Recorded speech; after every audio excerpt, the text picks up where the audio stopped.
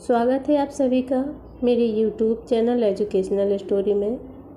आज की कहानी है मालती जोशी जी की कहानी गंताक से आगे। अगर आपको हमारी कहानी पसंद आए तो कृपया वीडियो को लाइक एंड सब्सक्राइब ज़रूर करिएगा। चलिए तो कहानी शुरू करते हैं। सुबह उठी तो लगा सर थोड़ा भारी है, शायद हरारत भी थी। वैसे इसमें कोई आश्चर्य की बात नहीं थी। महीने भर से मैं अपने शरीर पर मनमाना अत्याचार कर रही थी। उसे घड़ी भर भी चैन नहीं लेने दिया था। पहले रिश्तेदारों को ढेर सी चिट्ठियां लिखी, फिर खरीदारी निमंत्रण पत्रों का वितरण, मेहमानों की आवभगत, फिर शादी की हड़बोक, रिसेप्शन का सरंजाम। इसके बाद मेहमानों की विदाई का सिलसिला शुरू हुआ। सबके बाद बेटियों की रवानगी। कल सुबह 5 बजे की जीटी से न्यूपुर नागपुर गई है। रात 10:30 बजे झेलम से पायल पुणे के लिए रवाना हुई। अब आज सौम्या और कुणाल गोवा जा रहे हैं। मैंने अपने कुनमुनाते शरीर से कहा, भैया 3-4 घंटे और सब्र कर ले, बच्चों को खुशी खुशी हनीमून पर निकल जाने दे। वैसे ही बेचारे लेट हो गए हैं। कुणाल के पिताश्री का सख्त आदेश था कि घर में जब तक मेहमान हैं ये लोग कहीं नहीं जाएंगे। इन लोगों को तो ज़िंदगी भर साथ रहना है, पर मेहमान रोज़ रोज़ थोड़ी ही आएंगे। उठने लगी तो अनजाने ही मुँह से एक कराह निकल गई। क्यों, क्या हुआ? तबीयत तो ठीक है? इन्होंने सिर से रजाई हटाकर औपचारिकता निभा दी। तबीयत को क्या हुआ है? मैंने चिढ़कर कहा, सर्दी में बिस्तर छोड़ने का दिल नहीं कर रहा, बस। फिर मैं कमरे में रुकी नहीं। जरा भी अलसाती तो इन्हें संदेह हो जाता। किचन में आकर मैंने झटपट चाय बनाई। पंडित ईमानदारी से सुबह आ गया था। उसके हाथ कमरे में चाय भिजवाई, उसे मीनू समझाया और फिर नहाने चली गई। पहला लोटा उड़ेलते ही मेरी घिंगी बन गई। हे भगवान, कहीं सचमुच बुखार तो नहीं चढ़ रहा? इससे तो अच्छा था कि नहाने की छुट्टी कर देती या फिर देर से नहा लेती। पर वह एक वहम सा मन में बैठ गया है ना कि कोई बाहर गांव जा रहा हो तो नहाना धोना पहले निपटा लेना चाहिए। मेरी सास तो बाद में कपड़े भी नहीं धोने देती थी। किसी तरह कपड़े पहनने और बाहर आई। बिंदी लगाते हुए सोचा, बच्चों को अब जगा देना चाहिए। आवाज़ देते संकोच तो होता है, लेकिन नहीं दूंगी तो फिर लेट हो जाएंगे। पर बाहर आकर देखा, सौम्या उठाई थी। गुलाबी साड़ी में वह ताज़ी खिले गुलाब सी लग रही थी। हैदराबादी मोतियों के इकहरे सेट को छोड़कर शरीर पर एक भी गहना नहीं था। कल रात ही वह सारे जेवर मुझे दे गई थी। कुणाल कह रहा था, मम्मा ये तुम्हारी बहू है या ज्वेलरी बॉक्स? इसे लेकर तो मैं सिनेमा भी नहीं जा सकता, गोवा क्या जाऊंगा। इतने दिनों तक उसका गहनों से लदा फदर रूप देखने के बाद यह निराभरण सौंदर्य बड़ा मोहक लग रहा था। मैं ठगी सी उसे देखती ही रह गई। मेज पर नाश्ता लगाते हुए उसने पता नहीं कैसे मेरी उस अपलक दृष्टि को अनुभव किया। पलटकर उसने मेरी ओर देखा और फिर झुककर मेरे पैर छू लिए। मैंने दोनों हाथों में उसका चेहरा थामकर माथे को हल्के से चूम लिया। हाय मम्मी जी, आपको तो बुखार है, उसने मेरे दोनों हाथ अपने हाथों में लेते हुए कहा। मैंने जल्दी से अपने हाथ छुड़ा लिए और कहा, डॉक्टरों को तो बस हर जगह पेशेंट ही नज़र आते हैं। अब ज़िंदगी भर तुम्हें यही करना है, लेकिन इन 8-10 दिनों में डॉक्टरी नहीं करोगी, समझी? अब जाओ और उस लेट लतीफ़ को जगाओ, नहीं तो प्लेन छूट जाएगा। इसके बाद मैं नाश्ते के सरंजाम में लग गई और खुद भी अपनी नासाज तबीयत को भूल गई। उतनी सुबह मैंने इडली, बड़ा, सांभर, चटनी सब बनवा लिया था। मिठाइयों का तो अंबार ही घर में लगा हुआ था। पूरी मेज डोंगों से खचाखच भर गई थी। कुणाल, तुम्हारी मम्मी को शायद पता नहीं है कि हवाई जहाज़ में नाश्ते का भी प्रावधान होता है। इन्होंने चुटकी ली। मुझे सब पता है और वहाँ जैसा नाश्ता मिलता है वह भी मालूम है, मैंने तुनक कर कहा। खाना तो डैडी सब जगह मिलता है, पर मम्मी के हाथ का स्वाद थोड़ी ही मिलता है। मेरा तो मन हो रहा है कि ऊँट की तरह 8-10 दिन का इकट्ठा ठूंस लूँ। ज़्यादा मक्खनबाजी की ज़रूरत नहीं है। खाते हुए ज़रा घड़ी की तरह भी देखते जाओ। मैंने झूठ मूठ की डांट लगाई, पर भीतर से मैं पुलकित हो रही थी। अपने छोने पर प्यार उमड़ रहा था। चलते समय दोनों ने पैर छुए तो उन्हें छाती से लगाकर प्यार करने का मन हो आया, पर डर गई। अगर सचमुच बुखार हुआ तो कुणाल फौरन पकड़ लेगा। फिर उसके पिताजी हाय तौबा मचाने लगेंगे। जाते हुए बच्चों का मूड बेवजह खराब हो जाएगा।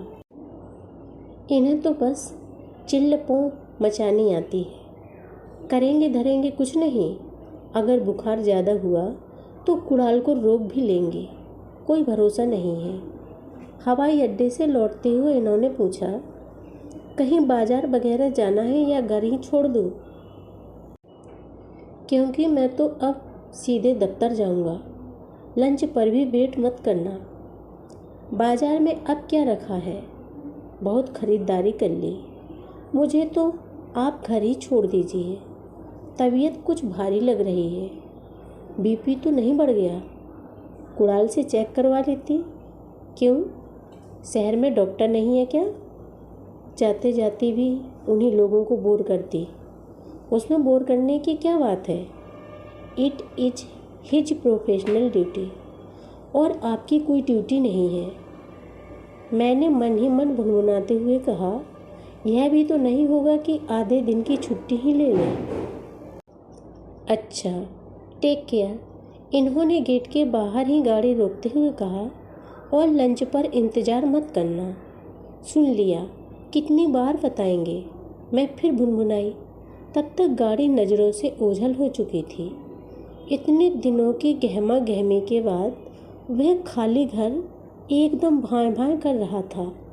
भीतर पाँव देते ही लगा, यह सन्नाटा मुझे ले जाएगा। रसोई में झांकने की भी इच्छा नहीं हुई। पंडित को सब कुछ समेटने के लिए कहकर दोपहर की छुट्टी दे दी और खुद कमरे में आ गई। कपड़े भी नहीं बदले और बिस्तर में दुबक गई। लेटते ही झुरझुरी हो आई। फिर तो शरीर कांपने लगा, दांत किटकिटाने लगे। इनके भी रजाई ओढ़ ली, फिर भी ठंडे थे कि कम होने का नाम ही नहीं ले रही थी। मैंने सावित्री को आवाज़ दी कि बड़ी पेटी में से एक और रजाई लाकर डाल देना, पर वह शायद आंगन में बर्तन मांज रही थी। पंडित भी चला गया था। न मेरी आवाज़ निकल रही थी, न मुझ में उठने की हिम्मत थी। यूं ही ठुठरती हुई पड़ी रही। सोच लिया, बहुत होगा तो गद्दे के नीचे दुबक जाऊंगी, पर भाग्य से उतनी नौबत नहीं आई। धीरे धीरे मेरी कपकपाती कम हुई, दांतों का बजना भी बंद हुआ और मैंने राहत की सांस ली। तब अचानक मेरे मन में एक विचार कौंधा और मैं कांप गई। कहीं मेरे शरीर में मेरी सांस की आत्मा तो नहीं आ गई? नहीं तो इस तमाशे का मतलब क्या है? अगर 4 घंटे पहले ही ये सब होने लगता तो क्या ये कुणाल को जाने देते, या कुणाल के ही पाँव कैसे उठ पाते? मैंने ईश्वर को लाख लाख धन्यवाद दिया कि उसने मेरी लाज रख ली, नहीं तो बहुरानी मुझे ज़िंदगी भर कोसती रहती, जैसे मैं परम पूजनीय अम्मा जी को कोसती हूँ। मुझे अपने दिन याद आए। उस समय हनीमून पर जाने का रिवाज इतना आम नहीं था। यूँ जाने वाले जाते भी थे, पर हमारे घर में वह सवाल ही नहीं उठा। मैंने भी खास बुरा नहीं माना। घर में एक अकेली सास ही थी। सोचा, अपना हनीमून तो घर में भी मन सकता है। यह तो बाद में पता चला कि यह जो एक अकेली औरत है, पति की मुकम्मल दुनिया है। श्रवण कुमार के बाद इतिहास में इनका ही नाम लिखा जाएगा। पहली बार सुबह सुबह चाय बनाकर इन्हें जगाया तो फरमान मिला कि सुबह की चाय अम्मा जी के कमरे में पी जाती है। रात के बासी कपड़ों में उनके सामने जाते संकोच हुआ। चाय मैंने उनके बेटे के ही हाथ भिजवाई और खुद डाइनिंग टेबल पर अकेली बैठकर पीती रही। सारा रोमांस हवा हो गया। खाना तो खैर सुबह शाम साथ ही होता था, पर चाय भी कभी अकेले पीनी नसीब नहीं हुई। शाम को ये दफ्तर से लौटते तो माताजी दरवाजे पर ही लपक लेती। फिर चाय नाश्ता सब वहीं उनके साथ होता। दिन भर के सारे हालचाल वे माँ को सुनाते, वे रस ले लेकर सुनती, मैं तटस्थ श्रोता की भूमिका निभाती। इसके बाद जब वे कमरे में लौटते तो रीत चुके होते, पस्त होकर पड़े रहते। दिन भर की मेरी आतुर प्रतीक्षा व्यर्थ हो जाती। कितना कुछ अनकहा रह जाता। शाम को कहीं घूमने जाना हो या पिक्चर देखनी हो, उस समय माँ का अकेलापन इन्हें अपराध बोध से भर देता। लिहाजा यथासंभव हम तीनों साथ ही बाहर निकलते या फिर घर में बैठकर रम्मी खेलते। अब बात केवल उन शामों का होता था जब हम दोनों कहीं निमंत्रित होते थे। महीने भर में ही मैं इस रूटीन से ऊब गई। कहीं बाहर जाने के लिए मन फड़फड़ाने लगा। तभी पता चला ये किसी सेमिनार के लिए पटना जा रहे हैं।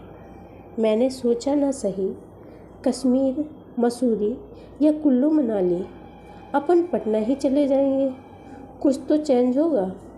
प्रतीक्षा करती रही कि ये मुझसे भी चलने के लिए कहेंगे, अम्मा जी से मेरे लिए औपचारिक अनुमति मांगेंगे। पर जब इन्हें अपना अकेले कहीं सूटकेस जमाते हुए देखा तो लड़िया कर पूछ ही लिया, हम भी चलें? कहाँ? आपके साथ? मेरे साथ? तुम वहाँ जाकर क्या करोगी? कुछ नहीं, बस यूँ ही घूम लेंगे। हो सका तो लौटते समय कलकत्ता हो आएंगे। और अम्मा? इतने दिनों तक क्या वे यहाँ अकेली नहीं है? इतने दिन कहाँ, हफ्ते 10 दिन की ही तो बात है। इतना अकेले तो वे पहले भी रह लेते होंगे। पहले की बात और है, अब मजबूरी थी। वैसे भी मुझे लगता है शी इज नॉट वेल। कल सारी रात खांसती रही हैं। इसके बाद कुछ कहना सुनना व्यर्थ था। इसके बाद मैं मुँह फुलाकर बैठी रही। किसी को कोई फर्क नहीं पड़ा। जाते समय भी बार बार अम्मा का ध्यान रखने को कह गए, जैसे मेरा कोई अस्तित्व ही नहीं था। उनके जाते ही मैंने अपने आप को कमरे में बंद कर लिया और रोती रही। 2-1 बार अम्मा जी ने किसी कारण से आवाज़ भी दी तो मैं अनसुना कर गई। उन पर तो मुझे सबसे ज़्यादा ताव आ रहा था। अपने बेटे की परम भक्ति को जानती तो है। आगे होकर खुद ही कह देती कि बहू को ले जाओ तो क्या बिगड़ जाता? क्या 2 दिन से मेरा उतरा हुआ चेहरा उन्होंने देखा नहीं होगा? पर जानबूझकर अनजान बनी रही। दोपहर को रामदेव कपड़े रखने कमरे में आई तो बोली, बहू जी, अम्मा जी चाय खिलाने बैठी हैं। मन मारकर उठना ही पड़ा। अम्मा जी को चाय बनाकर दी और फिर शाम के खाने की तैयारी शुरू कर दी। उससे तो मुक्ति नहीं थी। अम्मा जी और रामदेव पूरे वक्त मेरी सूजी हुई आंखों को देखती रही, पर किसी ने कुछ नहीं कहा। रात खाने के समय मेरी पेशी हुई। बोली, इतना ही था तो साथ चली जाती। नौकरों चाकरों के सामने नौटंकी क्या अच्छी लगती है? मुझे तो जैसे आग लग गई। तो मैं नौटंकी कर रही थी? आदमी कम से कम भाषा का चुनाव तो ठीक से करे। गुस्सा तो बहुत आ रहा था, फिर भी संयम बरत कर कहा, साथ जाने की बात तो थी, पर आप जो अकेली रह जाती, इसीलिए। अरे हमारा क्या है, हम तो अकेलापन लिखा कर ही लाए हैं। तुम्हें 8 दिन का बिछुए भारी पड़ रहा है और यहाँ 14 साल से बैठे हुए हैं। मैं तो स्तब्ध रह गई। ये कैसी महिला है? किस प्रसंग की तुलना किस प्रसंग से कर रही है? बहू तो जैसे भी है पराई है, पर कम से कम अपने बेटे का अमंगल तो ना सोचे। पता नहीं क्यों मुझे उनसे एकदम वितृष्णा सी हो आई। सोच लिया कि इस औरत के सामने अब मैं कभी अपनी कमजोरी का प्रदर्शन नहीं करूँगी। इन्हें दोबारा कुछ कहने का मौका नहीं दूंगी। मुझे तो बस उनके सुपुत्र की प्रतीक्षा थी। यह बात तो मैं उनसे ज़रूर कहूँगी। वे भी तो जान लें कि उनकी परम पूजनीय माताजी क्या चीज़ है। ये पूरे 12 दिन बाद लौटे। दिन भर मैं कुलबुलाती रही, पर कुछ कहने सुनने का मौका ही नहीं मिला। हस्बे मामूल पहला मौका अम्मा जी को ही मिला। उन्होंने मेरी शान में काफ़ी कसीदे पढ़े होंगे, क्योंकि ये रात को सोने के लिए आए तो भरे हुए थे। आते ही बोले, छी, ये क्या बचपना करती रहती हो। अम्मा इतना ऑकवर्ड फील कर रही थी। भला इसमें इतना रोने धोने की क्या बात थी। मैं कोई विदेश तो गया नहीं था। उनकी इस बात पर मैं इतना रोई कि रोते रोते सुबह कर दी। मेम साहब, खाना नहीं खाएंगे क्या? साहब भी अभी तक नहीं आए, 2 बज रहे हैं। सावित्री मेरे सिरहाने खड़ी होकर पूछ रही थी। जैसे ही मैंने कुछ कहने के लिए रजाई हटाई, वह चौंक पड़ी। अरे, आप तो रो रही हैं। बाबा की याद आ रही है। यह बात ठीक नहीं है मेम साहब। अब तो जी कड़ा करना होगा। अब तो बहुरिया आ गई है। अब बाबा अपने अकेले के थोड़े ही हैं। मुझे लगा सावित्री अगर इसी तरह बोलती रही तो मैं सचमुच फपक कर रो पड़ूंगी। उसे टालने की गरज से मैंने कहा, सुबह नाश्ता बहुत हो गया था ना, इसीलिए आज साहब भी नहीं खाएंगे। मुझे भी भूख नहीं है। तुम खा पी कर हॉल में आराम करो। चाहो तो टीवी खोल लेना। किसी का फ़ोन आए तो बता देना। घर में नहीं हूँ। 2 रातों की जागी हूँ, ज़रा सोना चाहती हूँ। तबीयत खराब होने की बात मैंने जानबूझकर नहीं की। अभी विक्स की शीशी लेकर बैठ जाती। उसके जाते ही मैंने चेहरे पर हाथ फेरा। सचमुच आंसुओं से भीग रहा था। मतलब यह 30 साल पुराना जख्म अब भी हरा है। अब तो ईश्वर की कृपा से सब सुख चैन है, पर यह घाव जरा सा छू जाए तो टीस उठता है। और ऐसे घाव, ऐसे जख्म एक थोड़े ही हैं, कई हैं। मेरी सास में अपनी बात मनवाने की, अपना अस्तित्व जताने की, अपनी महत्ता प्रतिपादित करने की अद्भुत क्षमता थी। कोई भी खुशी का मौका हो, या तो वे बीमार पड़ेंगी, या रोने बैठ जाएंगी, या फिर लड़ पड़ेंगी। मुझे एक भी ऐसा 30 त्यौहार याद नहीं आता जब घर में उन्होंने हंगामा न किया हो। उस समय मेरा भी बचपन था। नई नई उमंगें थी, शौक थे, अरमान थे, इसीलिए निराशा भी बहुत होती थी। पर हर बार कुढ़न के सिवा कुछ भी हाथ नहीं आता था। नूपुर का पहला जन्मदिन याद आ रहा है। मेरी शादी के बाद घर में यह पहला आयोजन था जो मैं अपनी जिम्मेदारी पर कर रही थी, इसीलिए मेरे उत्साह का अंत नहीं था। मैंने बड़े कलात्मक निमंत्रण पत्र बनाए थे। गुड़िया के लिए सफ़ेद फ्रिल वाली प्यारी सी फ्रॉक बनवाई थी। नाव के आकार का केक बनवाया था। रात भर जागकर बच्चों के लिए रिटर्न गिफ्ट्स पैक किए थे। बहुत दिमाग खपाकर मेनू तैयार किया था। 2 दिन पहले से मिठाइयाँ तैयार कर ली थीं। यहाँ वहाँ से प्लेटें, चम्मच और गिलास आदि इकट्ठा कर लिए थे। सुबह सवेरे नुपुर को आशीर्वाद दिलाने अम्मा जी के पास ले गई तो पता चला तबीयत खराब है, बीपी हाई हो गया है। वे कुछ इस तरह निस्पंद पड़ी हुई थीं कि इन्होंने तो प्रोग्राम कैंसिल करने के लिए ही कह दिया। पर भला हो डॉक्टर शर्मा का। वे बोले, ऐसी घबराने वाली कोई बात नहीं है, थोड़ा रेस्ट ले लेंगी तो शाम तक ठीक हो जाएंगी। खैर, उन्हें तो क्या ठीक होना था। शाम तक ये भी उस कमरे से बाहर नहीं निकले। दिन भर में अकेली ही लगी रही। आते जाते अम्मा जी का हालचाल पूछना भी ज़रूरी था। शाम को यह आलम था कि मैं मेहमानों से घिरी हुई गुड़िया का हाथ थामे केक काट रही थी और उसके पापा अम्मा के सिरहाने बैठे पेपर पढ़ रहे थे। बाद में उस बीपी का राज मालूम हुआ। अंडे वाले केक पर यह तीखी प्रतिक्रिया थी। मैंने अपना सिर पीट लिया।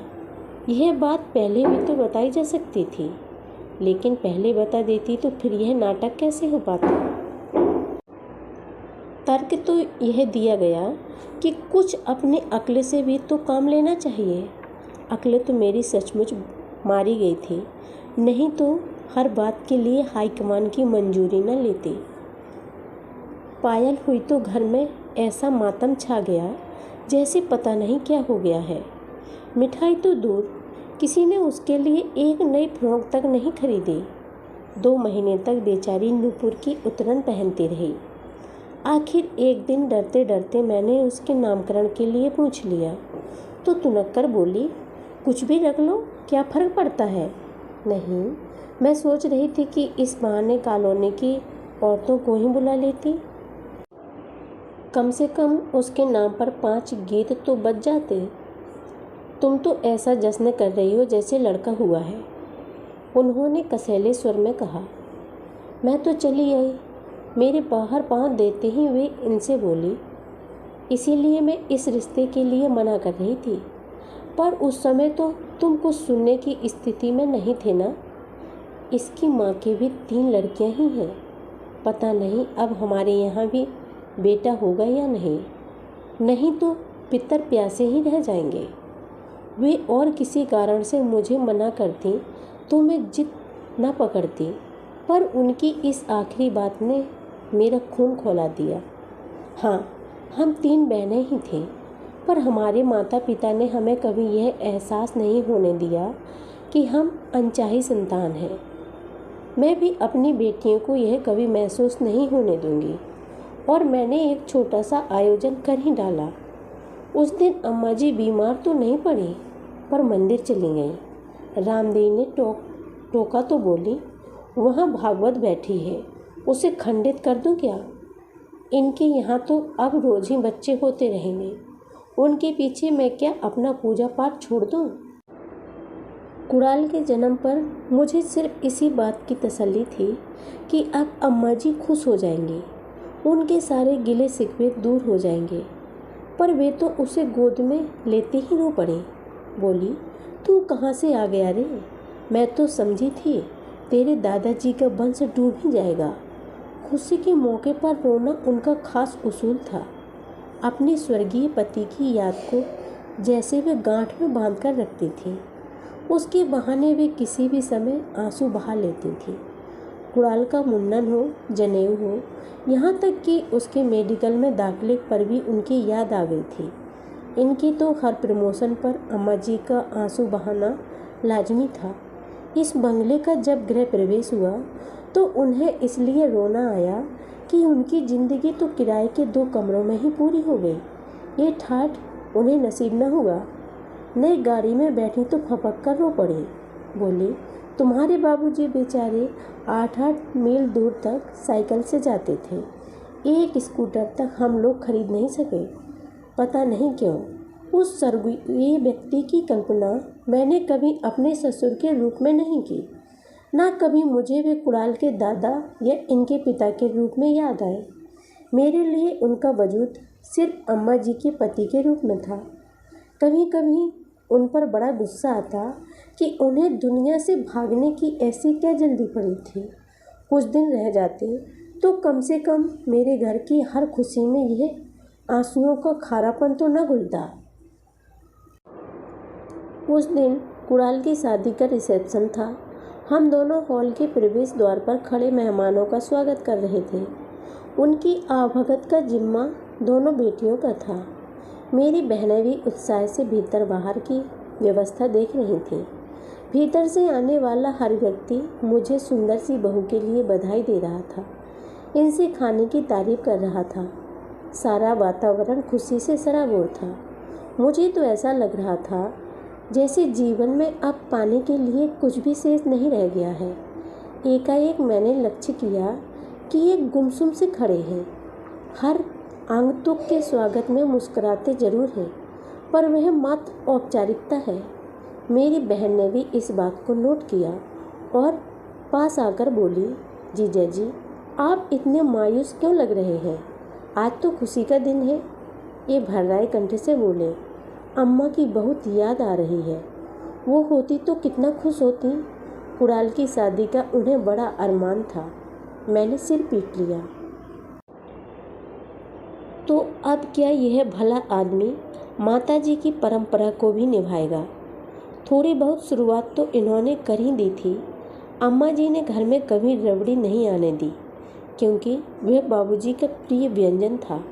वे खुद कभी समोसे नहीं खाती थी, ना घर में बनाने देती थी, क्योंकि जिस दिन बाबूजी का एक्सीडेंट हुआ था उस दिन नाश्ते में समोसे ही बनकर रखे थे।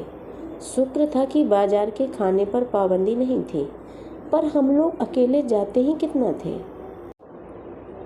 अम्मा जी की मृत्यु के बाद इन्होंने बेसन के लड्डू छोड़ रखे थे। फिर मुझे भी घर में बनाना अच्छा नहीं लगता था, पर कुणाल की शादी में मैंने भी सारी चीज़ें बनवाई जो अब तक घर में नहीं बनती थी। आखिर हम लोग इस लिजी भावुकता से कब तक चिपके रहते? अतीत की खोल से कभी तो बाहर आना ही था।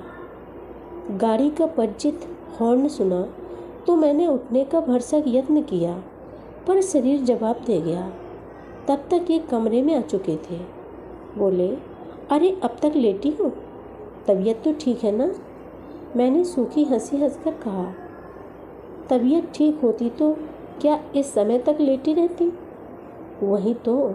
चलो डॉक्टर मिश्रा के यहाँ चलते हैं, या उन्हें यहीं बुला लें। पहले आप चाय नाश्ता तो कर लीजिए। हाथ मुंह धोकर ये नाश्ता करने चले गए। एक कप चाय मेरे लिए कमरे में भिजवाई गई। चाहते तो वे खुद भी यहाँ मेरे साथ बैठकर पी सकते थे, पर उनसे इस तरह के सौहार्द की आशा करना मैंने कब से छोड़ दिया है। वे तो डॉक्टर को घर बुलाना चाहते थे, पर मैंने ही मना कर दिया।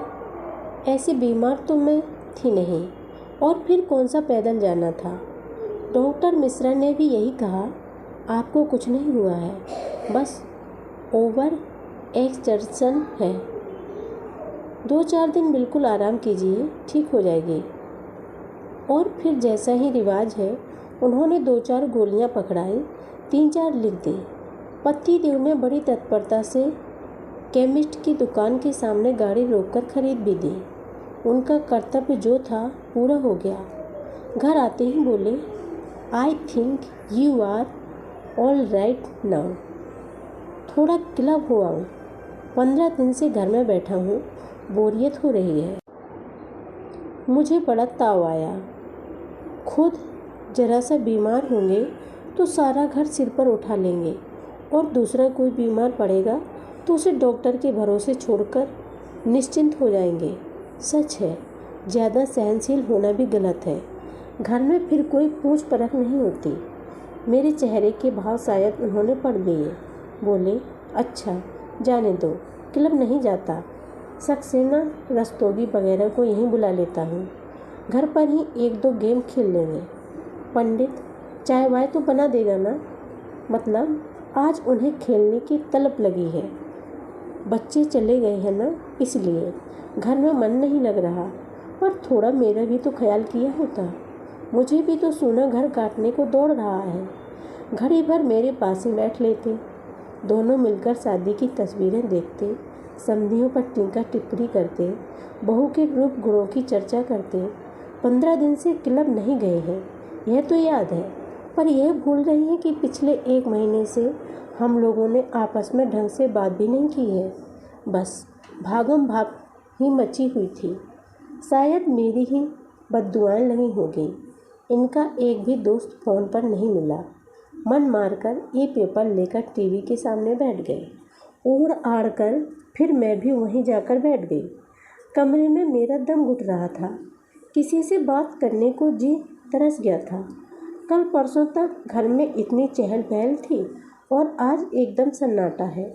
यह टीवी जो घर में नहीं होता तो मैं पागल ही हो जाती। कार्यक्रम देखते देखते मैं ऊँघने लगी थी। कि एकाएक फ़ोन की घंटी बजी।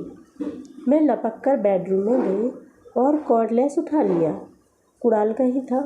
सॉरी मम्मा, दिन भर इतना घूमते रहे कि रिंग करने का समय ही नहीं मिला। अभी अभी लौटे हैं। कोई बात नहीं बेटे। सौम्या कैसी है? फाइन। बात कीजिए। फिर सौम्या की पतली सी आवाज़ आई। मम्मी, आप कैसी हैं? सुबह खूब टायर्ड लग रही थी, अब ठीक हूँ। दिन भर खूब सोती रही। पापा कैसे हैं?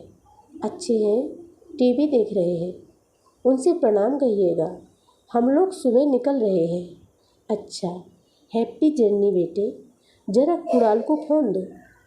फिर कुणाल को 2-4 ज़रूरी हिदायतें देकर मैंने फ़ोन रख दिया। मुड़कर देखा तो ये पीछे खड़े थे। कुणाल का फ़ोन था। हाँ, सुबह गोवा के लिए निकल रहे हैं। मुझसे बात तो करवाई होती। मुझे लगा आप टीवी देख रहे हैं। वहाँ देखने को है क्या? एक से एक फूहड़ प्रोग्राम आ रहे हैं। अपनी तबीयत के बारे में तो तुमने बताया नहीं होगा। नहीं बताया। इतनी दूर से भला वह क्या कर लेता?